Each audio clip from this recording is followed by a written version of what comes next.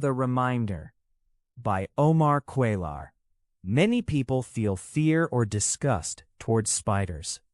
There's nothing particularly surprising about that, and this is not a story meant to scare you with spiders. It's about something else.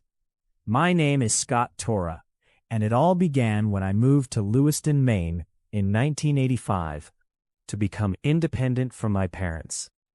I found a Georgian-style house to rent, with a pretty front garden and a beautiful view of one of the town's churches. When they handed me the keys, they told me the entire house had been professionally fumigated just 2 weeks earlier, and that everything else was in perfect condition. That same afternoon, I unpacked, and soon the moving truck arrived. Once the movers had finished placing all my furniture and I had emptied the cardboard boxes I'd brought in my car, I plugged in the television, sat on my old sofa, and turned on the news. When I reached for the remote to change the channel, I noticed a small spider sitting on it. I've never been afraid of spiders, and I don't usually kill them, so I carried both the remote and the spider out to the front garden and gently placed the little arachnid on the grass. Later that night, as I lay in bed with my head on the pillow, ready to fall asleep, I opened my eyes and saw a small spider right in front of me. It looked exactly like the one I had just taken outside, but of course that was impossible. I watched it closely, and what surprised me most was that it seemed to be watching me too. I let it climb onto my hand, opened the bedroom window, and blew gently. Goodbye, little friend. The next morning I was eating cereal with milk for breakfast. When I finished, I froze. Another small spider sat motionless in the center of the table, apparently staring at me. I carried this one out to the front garden as well.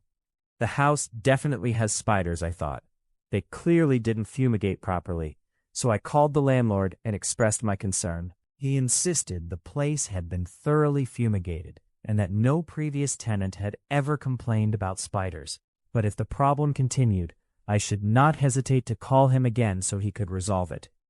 I decided not to dwell on it and left for work. When I returned home exhausted, the first thing I did was head to the bathroom for a shower.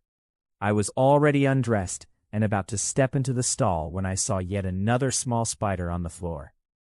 No, this I can't allow. Not in the bathroom, I thought. I grabbed a shoe and crushed it. I should never have done that. The moment I crushed her, dozens of much tinier spiderlings began pouring out. The spider had been carrying a large sack of eggs. I felt overwhelming guilt, but at the same time I had never experienced such intense revulsion.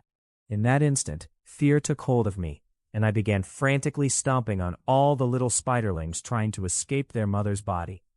I no longer wanted a single one left in my house. Unfortunately, from that day onward, I saw at least one small spider every single day, and each one seemed to be watching me. The fear I now felt toward spiders went beyond the simple idea that they were observing me. I began to believe the spiders were in my house to remind me of something I didn't want to remember, something I refused to think about. And the more I resisted, the more they appeared. The small spiders kept showing up for months, and every single one seemed to study me carefully. One night, after I stepped out of the shower, there was an enormous spider on the window. How big? It was the size of the entire window. And then I could no longer lie to myself. This has all been a trap, I thought. A trap created by my own mind. I feel like crying. Why was I born as what I am? Why? Why can't I be like you? Everything my imagination has built is collapsing right now. I don't want to wake up. Reality is too horrible.